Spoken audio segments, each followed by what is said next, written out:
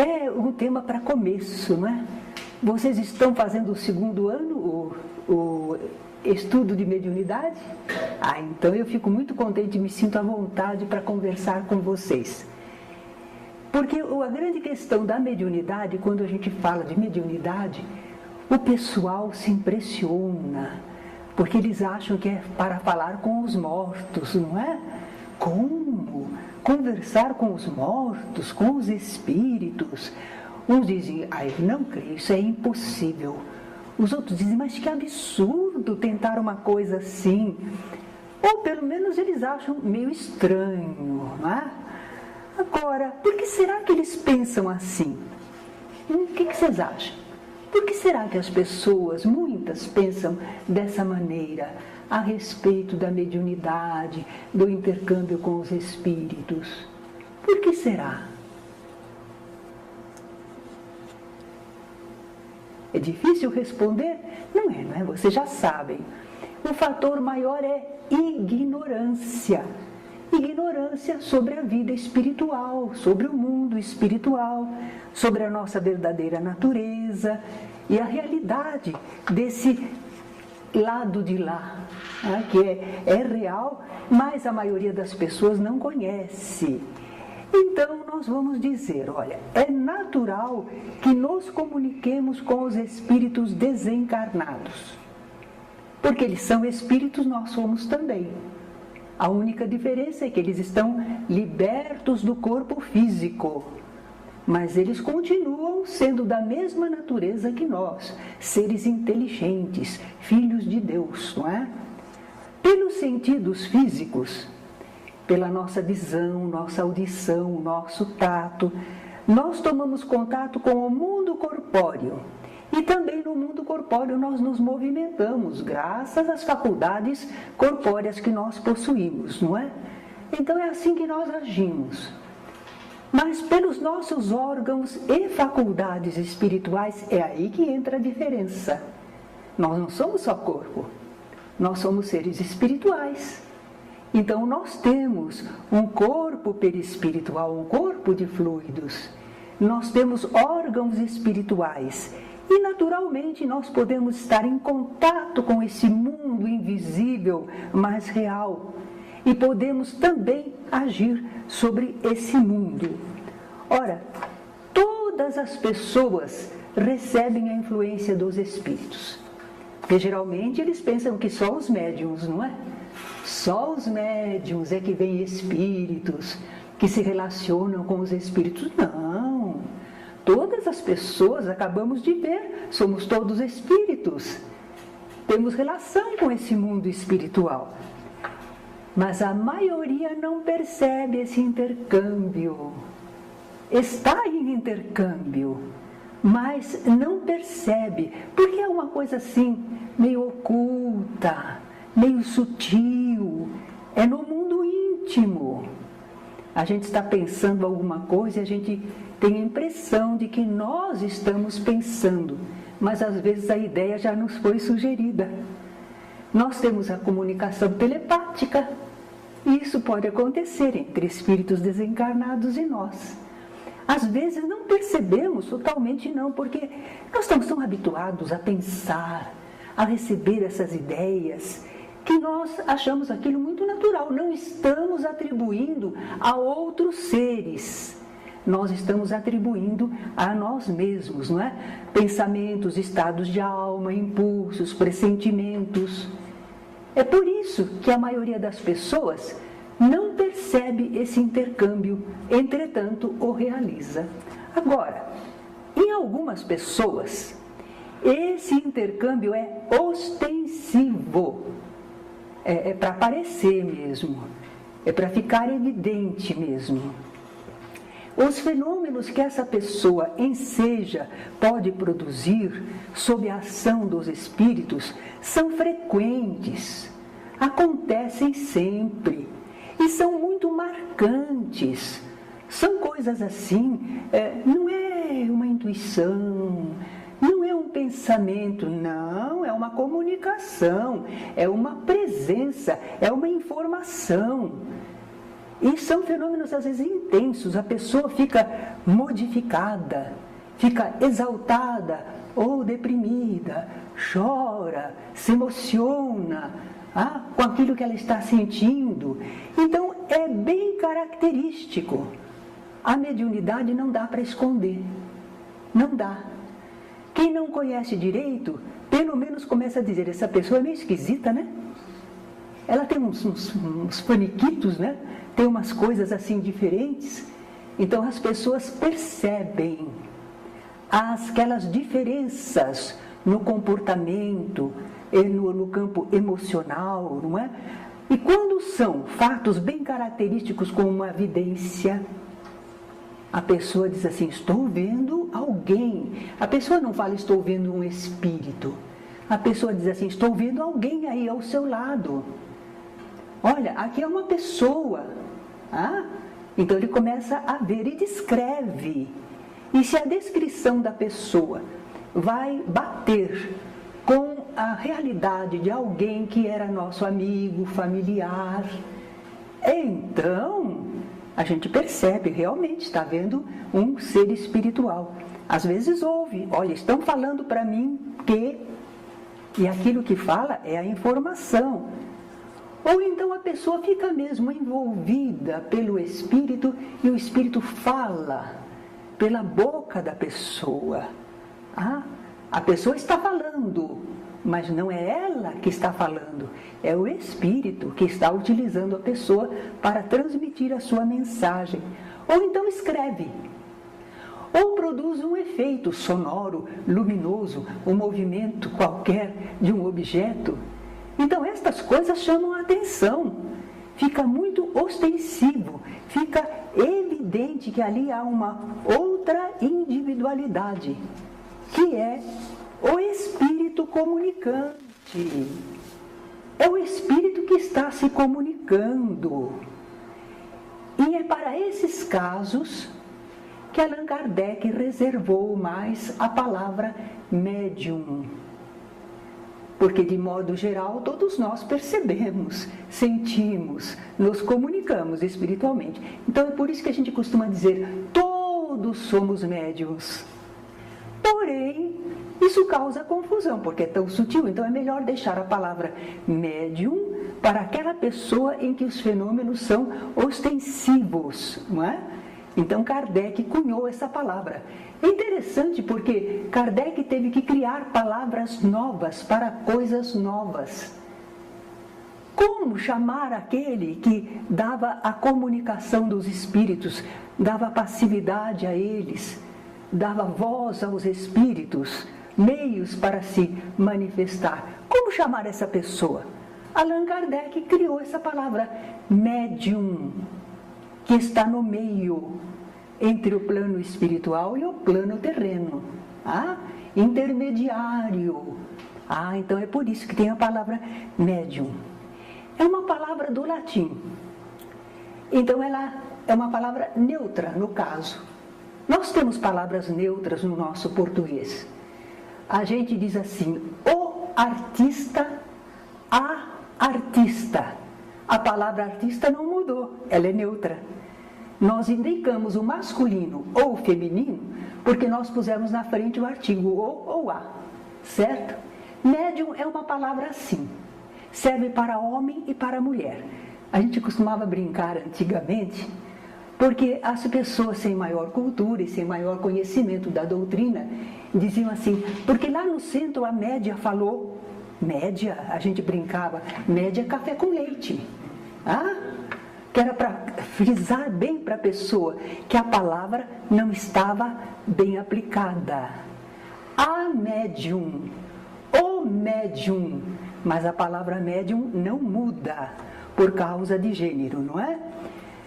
Então, o médium realmente é aquele que serve de intermediário entre o mundo físico e o mundo espiritual.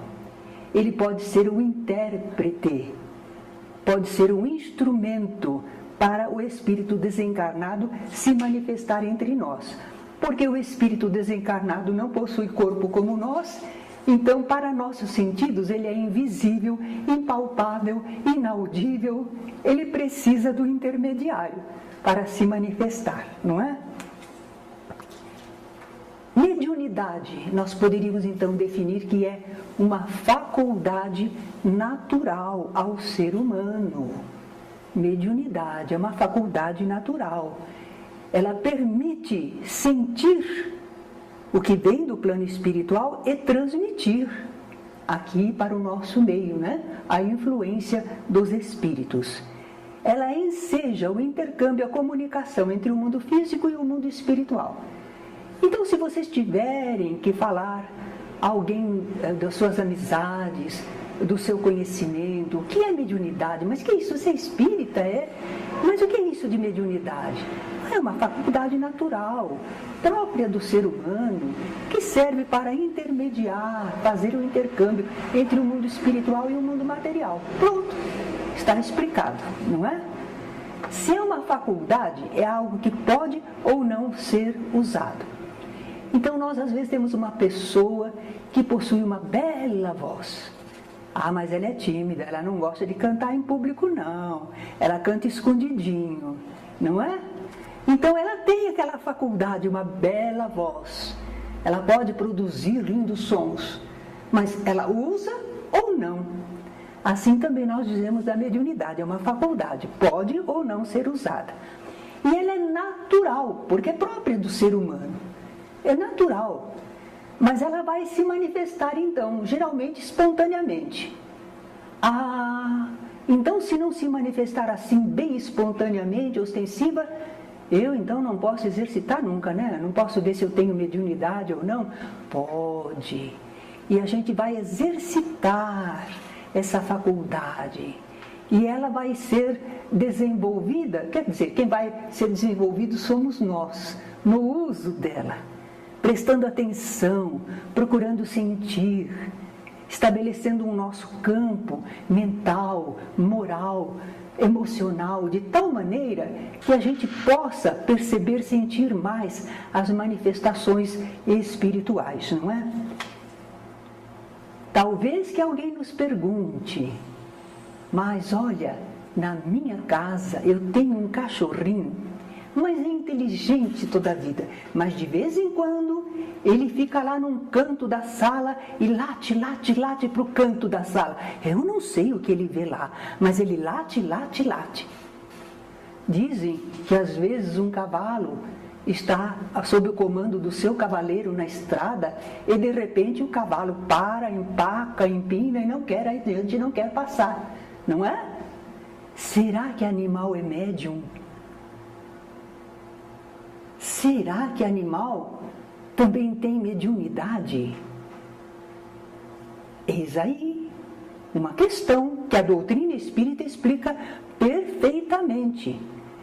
A doutrina espírita é maravilhosa, porque ela permite que a gente eleve os olhos para o alto, para a vida, além da matéria. Mas ela não tira os nossos pés da terra, não. Da realidade, do que é racional. Espiritismo é assim, não é místico, não é fanático.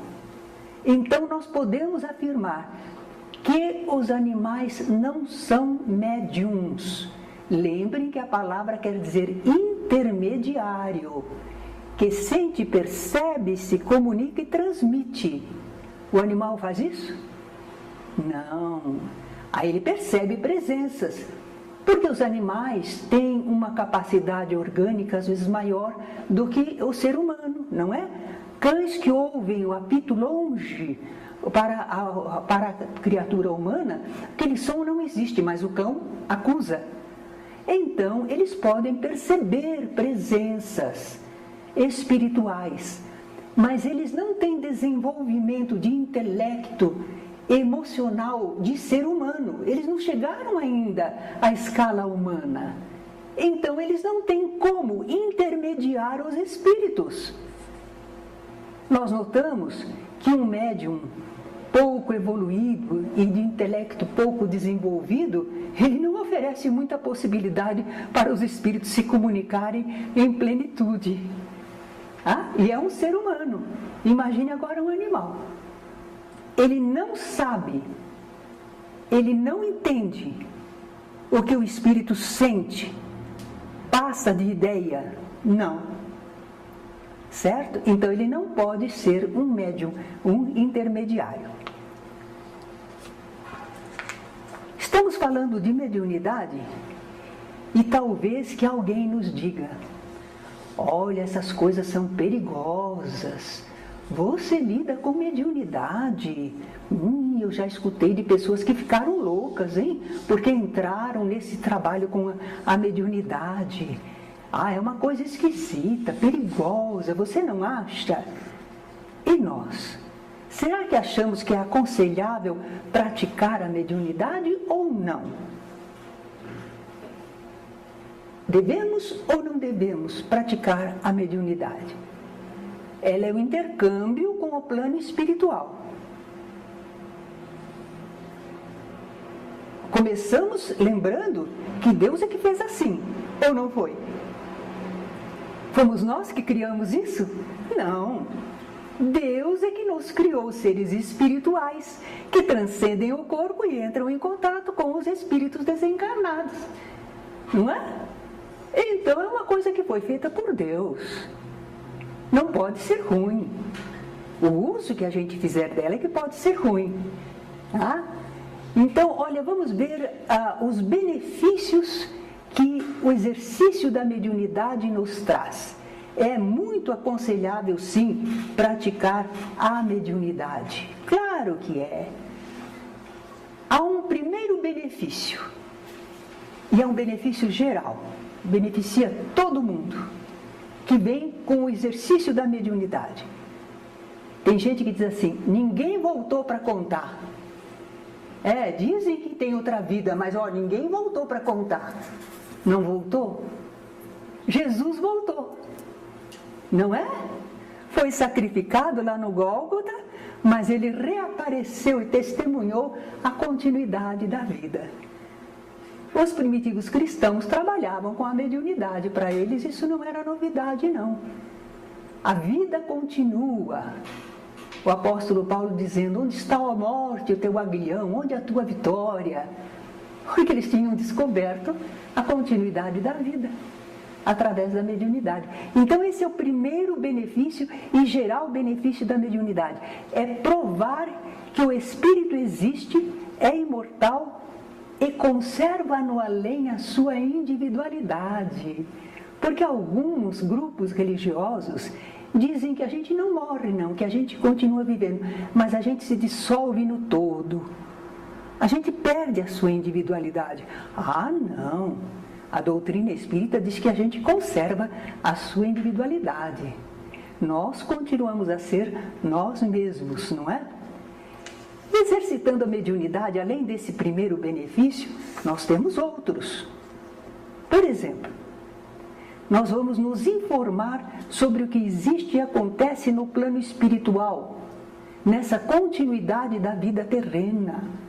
E a gente vai ver que é de acordo com os atos que a gente fez aqui neste mundo, a nossa situação do lado de lá, sem condenação eterna, mas que há consequências E o interessante é que a doutrina espírita, divulgando a mediunidade, orientando a sua prática, permite que a gente aqui, enquanto a gente está bem seguro, né?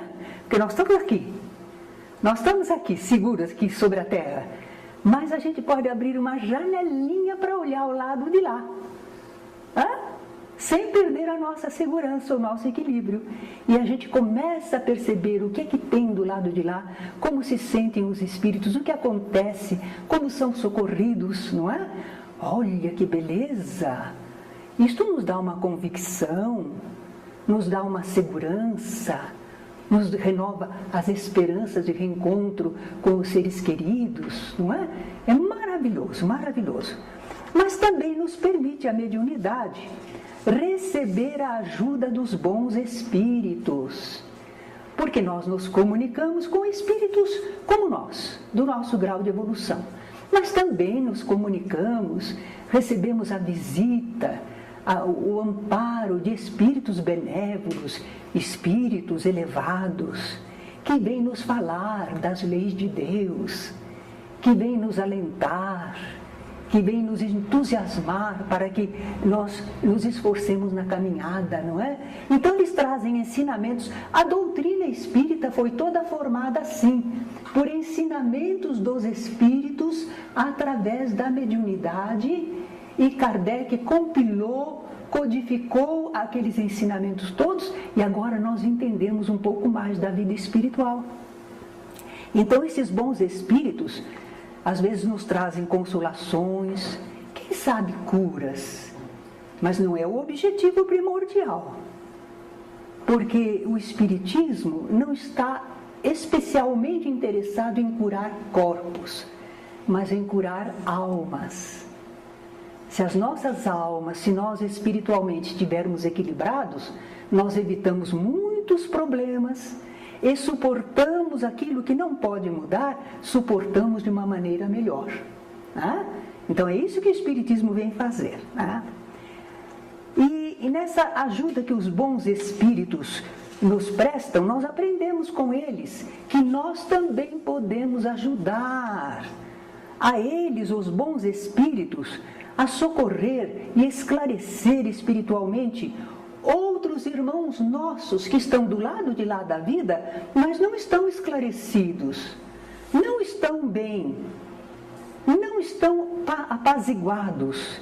E nós podemos conversar com eles, orientar, consolar, esperançar, alertar.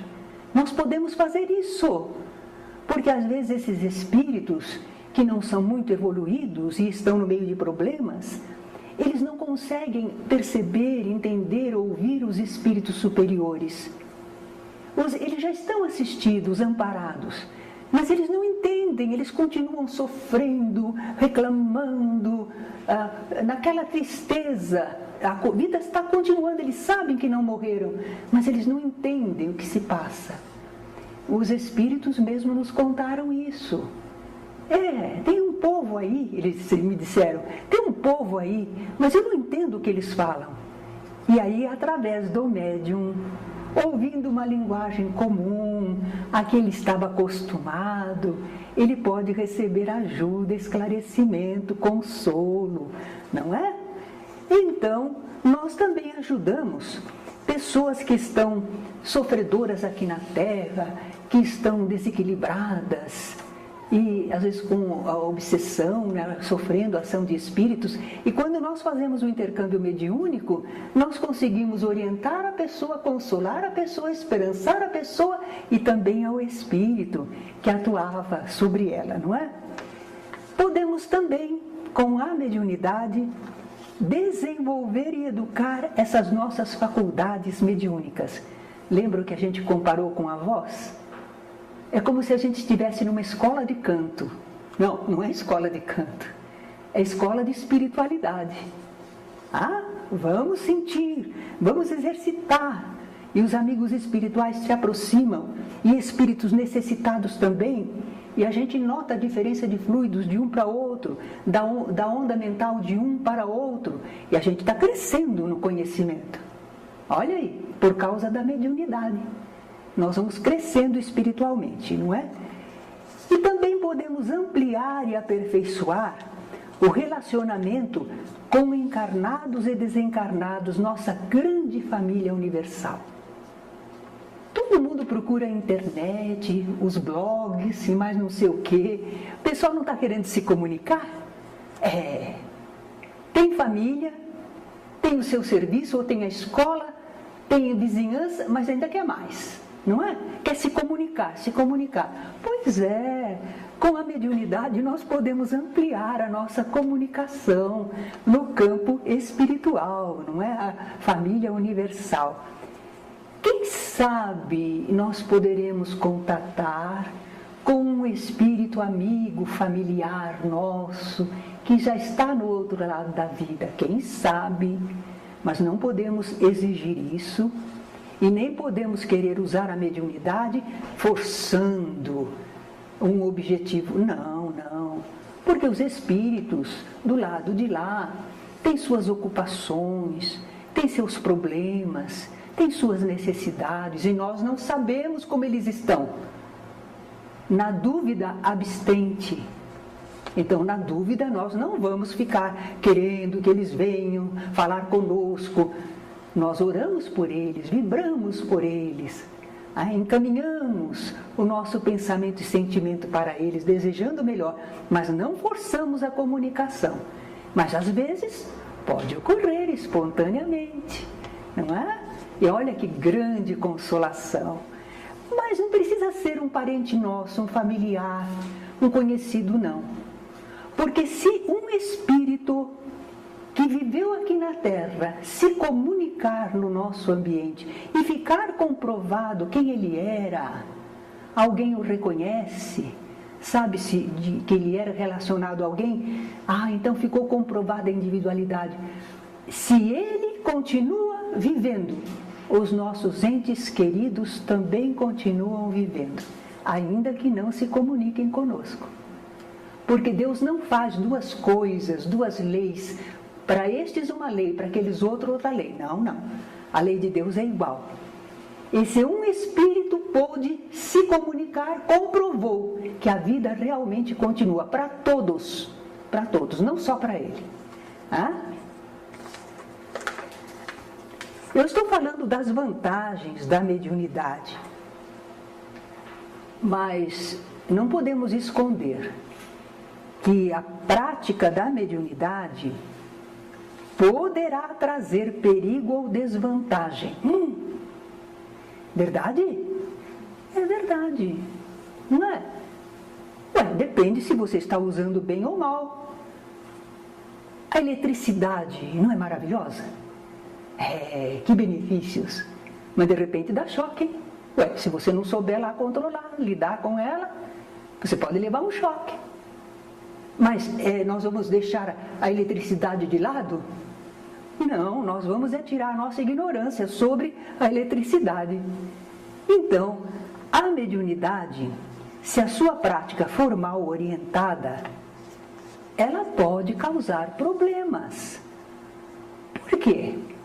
Veja, normalmente os espíritos estão ao nosso redor, é natural, está dentro de um limite. Nós temos um certo acompanhamento familiar, às vezes espíritos que nós pensamos ou sentimos ou agimos do jeito deles, atraímos a atenção deles. São alguns, mas quando a gente começa a abrir uma reunião mediúnica, é como abrir a porta da casa da gente. Você abriu a porta de casa, entra todo mundo, não entra? Entra gente de todo jeito. Normalmente a porta é a segurança da casa. Mas você abriu a porta porque você foi buscar a comunicação, o intercâmbio. Você abriu o intercâmbio. Bom, aí aflui espíritos em maior quantidade. E como a maioria dos espíritos que estão em volta de nós não são lá muito evoluídos, são eles que aparecem em maior número. E você pode não estar preparado. Você não está preparado, você não entende. Você abriu a porta da sua casa, mas você não tem um segurança, e você não sabe o que falar e como conduzir. Então as pessoas tomam conta da sua casa. É por isso, não é a mediunidade. É que você abriu a porta sem um preparo, sem um objetivo maior. Porque se você abre a porta de sua casa, mas você diz, olha, para os meus convidados, porque hoje nós estamos festejando o aniversário de uma pessoa aqui. Então, quem tem o convite, venha. Tudo bem. Mas se você abriu a porta da casa e não tinha um objetivo definido, superior, atraiu muito espírito, não é? Eles vêm atraídos pela lei de afinidade, conforme o grupo pensa, sente, e agem pelos pensamentos em ação fluídica. Eles agem ocultamente. Porque quando uma pessoa entra na nossa casa, no jeitão dela, dizendo como ela é, a gente já toma uma providência. Mas se a pessoa chega toda educada, muito reservada, é um mistério para você. Você não sabe o que ela está pensando, o que ela está querendo. Então os espíritos estão ocultos para nós. Então eles agem pelo pensamento em ação fluídica. Ora, no grupo mediúnico que se formou, o pessoal não está entendendo, não está percebendo. Quem é experiente, quem aprendeu, sente os fluidos, as ondas mentais e diz assim, o ambiente está pesado. Ou que ambiente lindo que está. Ele consegue perceber. São invisíveis, mas eles passam alguma coisa para nós. E nós estamos preparados para perceber, não é? Mas se não estiver, se o grupo não for vigilante, se não estiver preparado para o intercâmbio, poderá atrair muitos espíritos inferiores e sofrer prejuízos. Porque eles podem exercer uma ação fluídica maléfica. Essas vibrações malsãs, envolvimento perturbador. Mas não temos que ficar assim, assustados, não. Não há pessoas aqui entre nós na Terra que a gente diz, essa pessoa tem um baixo astral, eu fico mal quando estou perto dela. Não é assim? Só que nós sabemos reconhecer e ficamos perto ou não. Mas aqui no caso a gente abriu a porta. A gente como que convidou. E eles vieram. E o clima deles é pesado, é sofredor, é revoltado, é agressivo. E nós não somos muito perfeitos, não é? Então, diz assim que às vezes vibra aqui uma corda, se tiver lá outra corda que vibra igual, esta começou a vibrar a outra também. E nós somos assim. Eles estão vibrando lá erradamente e começa a mexer com as nossas cordas íntimas, não é? Nós também começamos a nos sentir mal. Às vezes eles causam até um prejuízo físico. Vocês já ouviram falar? Quando não há doutrina espírita orientando os médiuns, o médium sente aquela presença, aquele desespero ou aquela revolta e a pessoa não sabe o que fazer, ela grita, ela se joga no chão, ela derruba as coisas, não é? É porque o espírito está ali provocando aquela desordem e a pessoa não sabe que ela pode controlar. Ela pensa que ela tem que dar vazão àquilo que está acontecendo com ela. Então pode dar desordens e violências. Numa reunião mediúnica espírita, a gente chega, assiste, tem alguma conversa, mas os médiums não gritam. O espírito pode querer gritar, mas o médium não grita, não derruba nada, porque é o médium que tem preparo para acolher o espírito, dar passividade para a gente conhecer, para ajudar a ele a melhorar, mas a gente não fica em perturbação, não é? Má orientação espiritual e mistificações. Ora, espírito é gente, ele só não tem o corpo.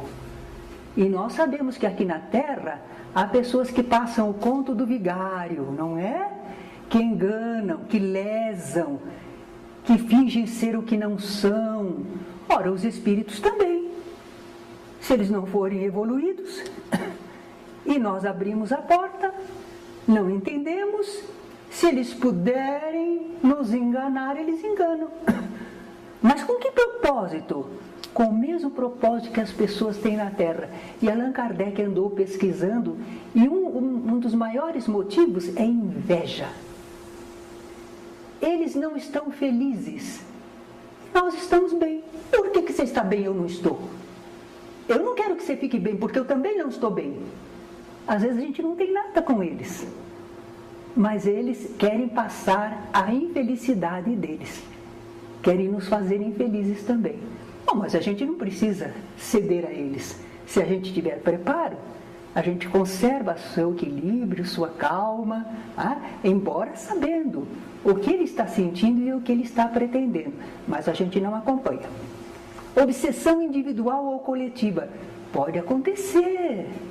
O espírito se insinua, atrai a pessoa ou domina a pessoa e às vezes até o grupo todo. Mas isso tudo está acontecendo por quê? Porque as pessoas abriram a porta para o intercâmbio sem entender do assunto, sem estar preparado e sem objetivos maiores elevados que atraíssem bons espíritos para ajudá-los, não é? Então o problema foi o despreparo, os objetivos inferiores, não a mediunidade. Mediunidade criada por Deus, ela é providencial, ela é necessária.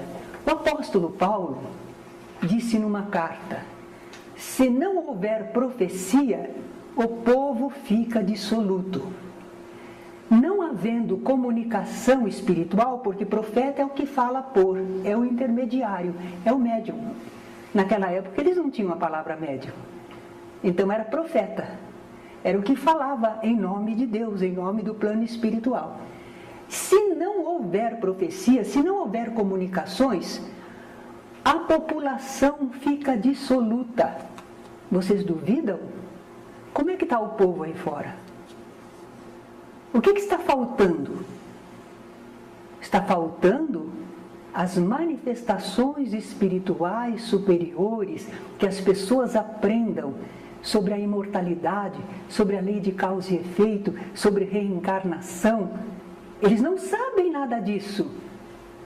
Então eles não creem. Eles ficam pro forma em alguma religião, para não dizer que não tem religião, mas eles não entendem nada da vida espiritual. Então é gozar os sentidos. Quem pode mais chora menos. É assim que eles pensam, a grande maioria. Por quê? Porque está faltando esse intercâmbio maravilhoso que proibiram indevidamente. Faltou. Está faltando para a humanidade no campo da religião, não é? Médiuns sem esclarecimento, de faculdade não educada, podem ser vítimas nesses trabalhos desorientados de desgaste. Porque o médium, ele não sabe que a comunicação, a presença do espírito, a diferença de vibração pode desgastá-lo. Ele faz como muita gente, mal comparando, quando descobre que pode agir sexualmente. E a pessoa fica naquele desespero. E é sexo a todo momento. Acaba tendo um treco, acaba tendo um desgaste, não é? Porque o corpo não aguenta. Então nós estamos entrando em comunicação. Ah, você quer ver como eu recebo o espírito? É só eu me concentrar um pouco, lá vem um. Olha, são uma porção. E às vezes a pessoa fica fazendo aquilo. Às vezes até querendo ganhar dinheiro. Mas ela não sabe que ela está exposta a desgastes, a desequilíbrios. Ela não sabe que ela pode estar sofrendo sugestão de espíritos. Ela não sabe que às vezes, quando ela tenta se concentrar, ela está entrando lá no mundo íntimo dela, até de outra encarnação, e está vivendo aquela situação, e está falando aquilo pensando que é um espírito. Ela não sabe. Ou de repente ela diz, ninguém entende nada de mediunidade. Eu de vez em quando recebo um espírito, mas às vezes não recebo não.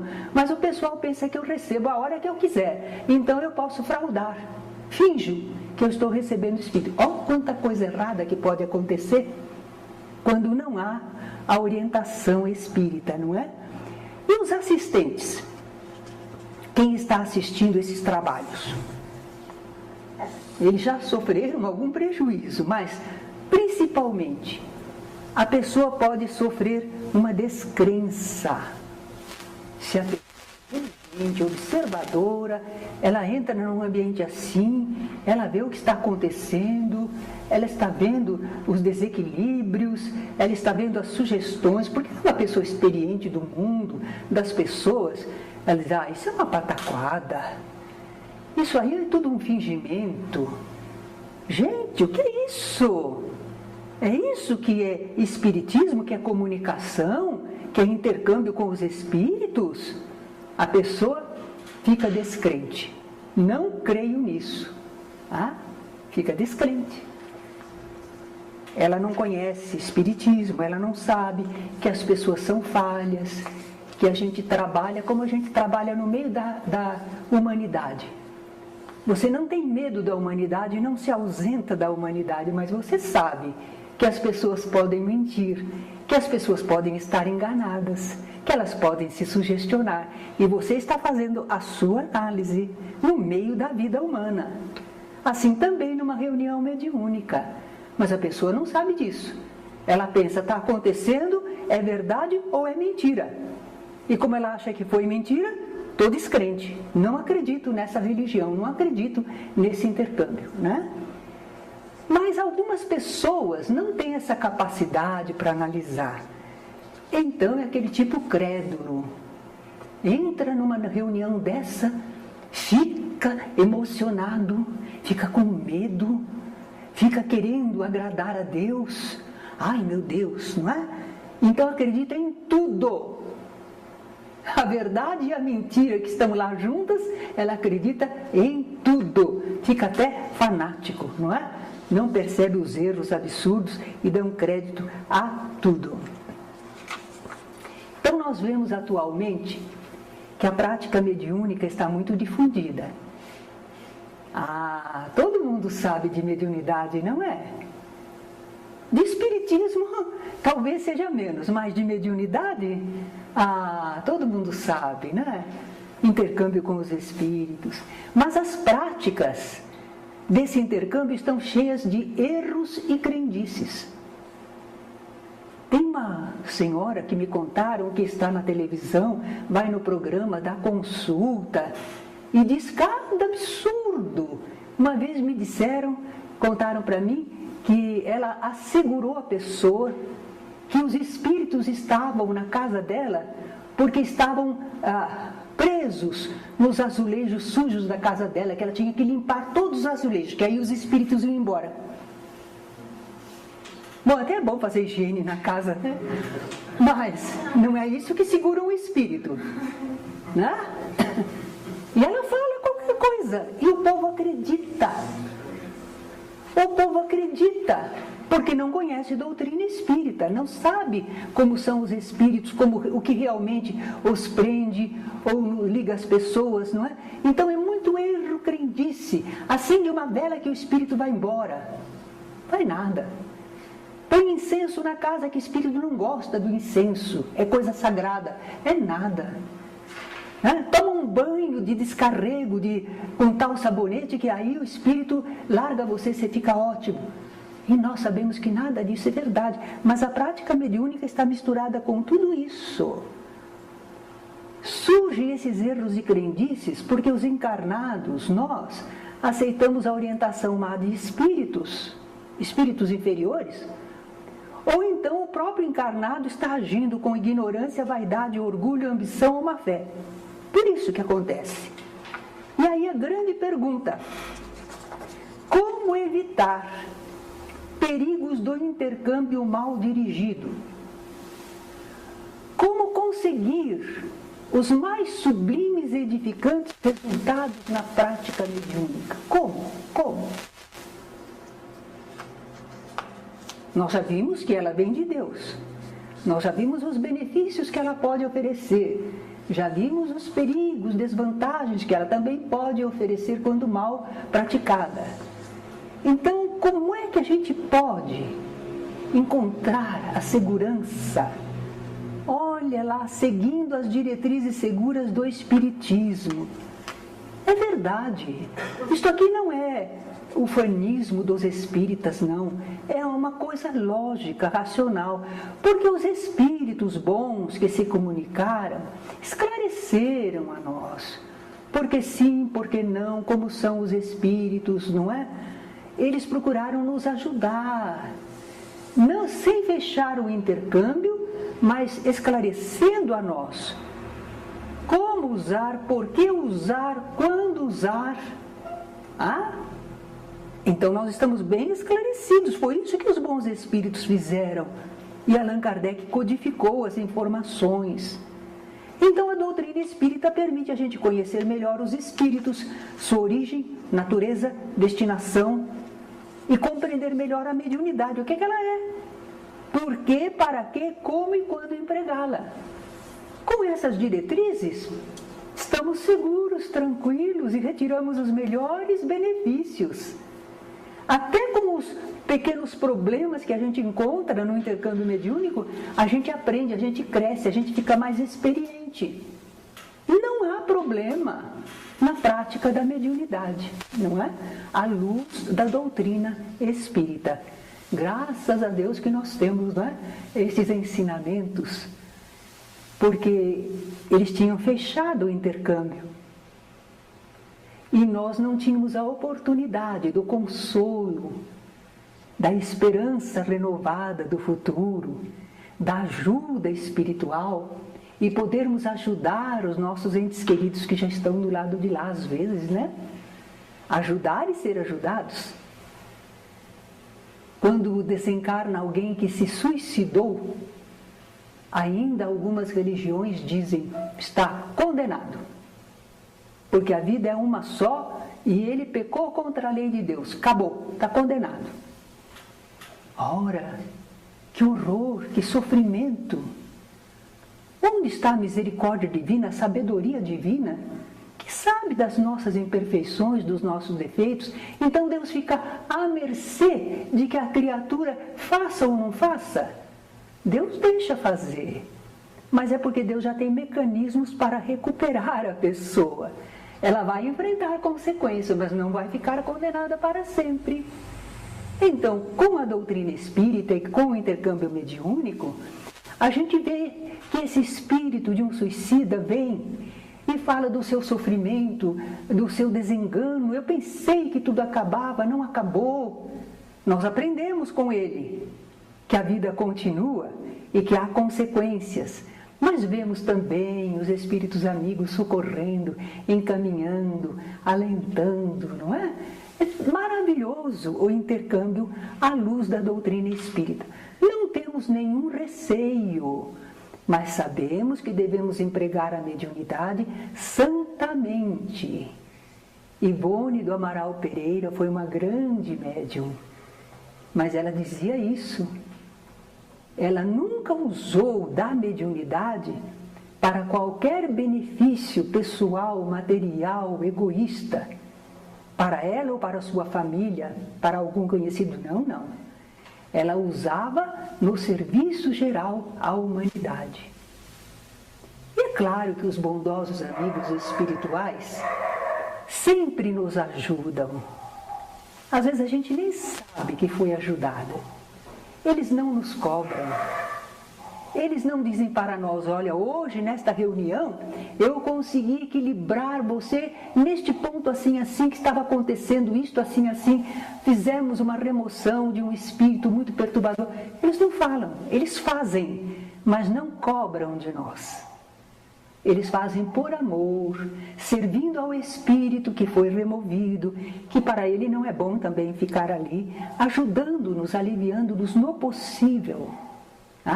Mas eles não tiram as nossas lutas e problemas do dia a dia, porque é com essas lutas e problemas que nós crescemos espiritualmente.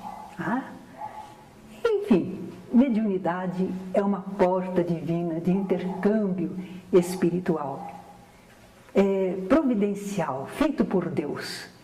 E nós estamos neste segundo ano, não é? Aprendendo.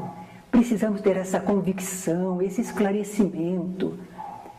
Porque aqui ou acolá vocês vão encontrar pessoas que vêm com suas ideias, com as suas falas, querendo assustar-nos, desviar-nos do bom caminho, não é?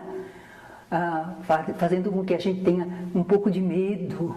Isso é natural, né? Quem vem no segundo ano ainda está começando a conhecer o Espiritismo, entrando na prática mediúnica. Então ainda tem um pouco de medo, não é? Não sei. Desde a infância a gente ouvia falar dos casos de assombração, de espíritos maus, de demônios. E agora a gente está entrando numa outra ordem de ideias. Mas lá dentro de nós tem tanta coisa ainda, que essas ideias que estão entrando, elas vão precisar de tempo para a gente trabalhar com elas, experimentar, e aí a gente se renovar na compreensão, não é? Então, confiança, coragem, Não estamos fazendo nada que Deus não queira, desde que a gente esteja só pensando em aprender, servir, cumprir a santa vontade de Deus. Alguma perguntinha?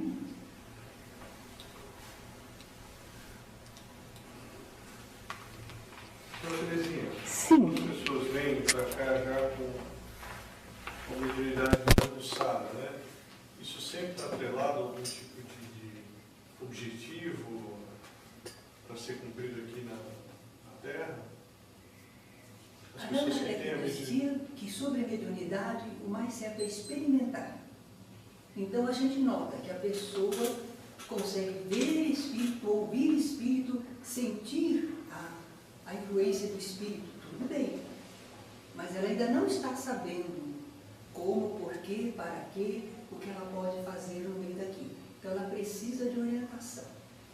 E orientação também de objetivos de vida. Não adianta querer colocá-la logo para ficar recebendo espírito.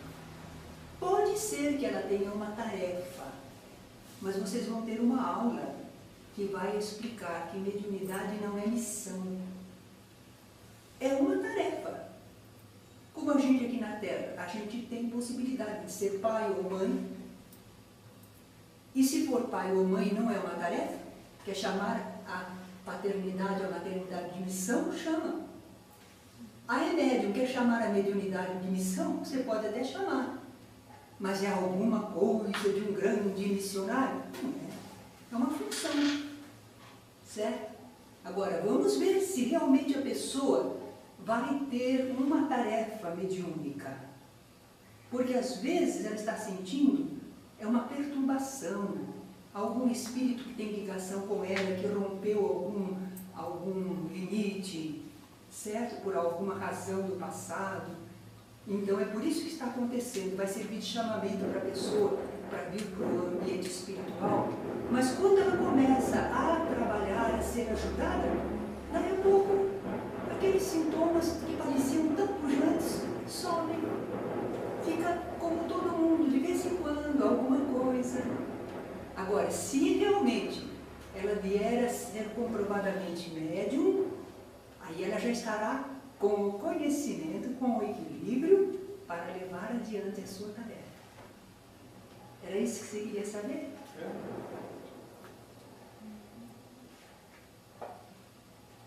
Só essa perguntinha? Toda hora que a gente vai ter ela aí. Na nossa classe do segundo ano, eles perguntaram se o livre-arbítrio também funciona no caso da mediunidade.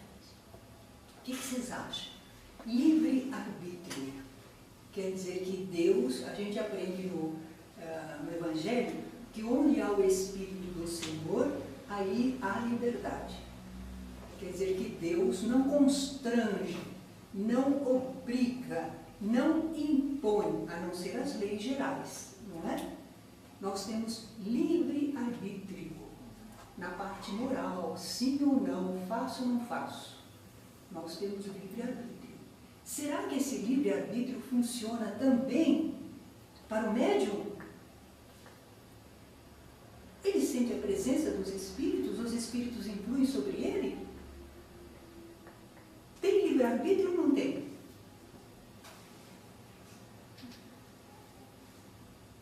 Olha quanta coisa a gente precisa conhecer, né? Tudo é novidade. Tem muito chão aí para a gente ir aprendendo coisas e coisas. Sempre há livre-arbítrio. O apóstolo Paulo dizia: os espíritos dos profetas estão sujeitos aos profetas. O apóstolo Paulo já sabia dessas coisas. Os espíritos que falam através do médium estão na dependência do médium. O médium dá passividade ou não. Ele é dono de si mesmo. Normalmente. Mas e se o médium, devido ao seu tipo de vida, seus pensamentos, né, ele abriu uma brecha, uma combinação e atraiu? Bom, aí o outro está conseguindo influir, mas é porque ele abriu a porta. Se ele se posicionar direito, com pensamento em Deus e buscando o melhor, ele consegue o equilíbrio. O outro não pode atuar. Porque é ele que diz se permite ou não permite. Tá? Agora, se moralmente ele se destrambelha... E no caso, o livre-arbítrio, especificamente falando da mediunidade, o médium ele pode dizer, não, ele sabe que ele tem uma mediunidade comprovada e pode não querer trabalhar como médium. Muito bem lembrado. Acho que é mais nesse sentido. Aí tem as consequências também em função disso, né? Há pessoas que eu conheci um rapaz, por mais que a gente falasse, eu e outros, quanto era valiosa a mediunidade, por que Deus estabeleceu a mediunidade, o que ele poderia aprender e servir com a mediunidade para crescer intelectual e moralmente. Por mais que a gente argumentasse, ele dizia, eu sei tudo isso, mas eu não quero. Eu não quero ser médium. E eu não deixo vir a comunicação. Pronto, não quero. Esse é o livre-arbítrio puro. É livre-arbítrio dele, ele tinha perfeito controle, ele não estava descontrolado. Ele não estava à mercê. Agora, de momento, parecia que ele fazia o que queria. Mas será que dentro da lei divina, ele já não está errando? Porque era um serviço que ele podia fazer espiritual muito importante. E ele, no seu egoísmo, não quer. É a tarefa que a senhora comentou. Eu não quero sentir o clima de um espírito, aquele espírito terrível, e eu tenho que sentir ele. Não quero, não. É egoísmo, é indiferença, certo? Então, nesses casos, a pessoa vai ter consequências. Consequências porque Deus castiga, Deus é mau, Deus é vingativo? Não. Ela não atraiu espíritos bons para o serviço, o merecimento de servir. Ela não aprendeu uma porção de coisas que podia ter aprendido. E ela está vivendo. E vivendo, e sem esse conhecimento, sem esse acompanhamento espiritual maior, ela vai encontrar problemas e não vai saber agir, como nós geralmente não sabemos, e vai acabar encontrando muitas dificuldades, enleando-se em situações terríveis, sofredoras. Fazer o quê? Deus deixa. Porque depois a pessoa chega, vai até o fundo do poço, e aí tem que subir de novo. Não é? Então, servir com a mediunidade também não precisa que a pessoa faça de tal maneira que não tem uma vida própria, que não pode nem estudar, que não tem a oportunidade de ter sua família. Não, isso também não é? Mas nós podemos dosar um tempo para o Senhor, para a vida espiritual, e um tempo para a nossa vida pessoal. Não pode? Claro que pode. Tá?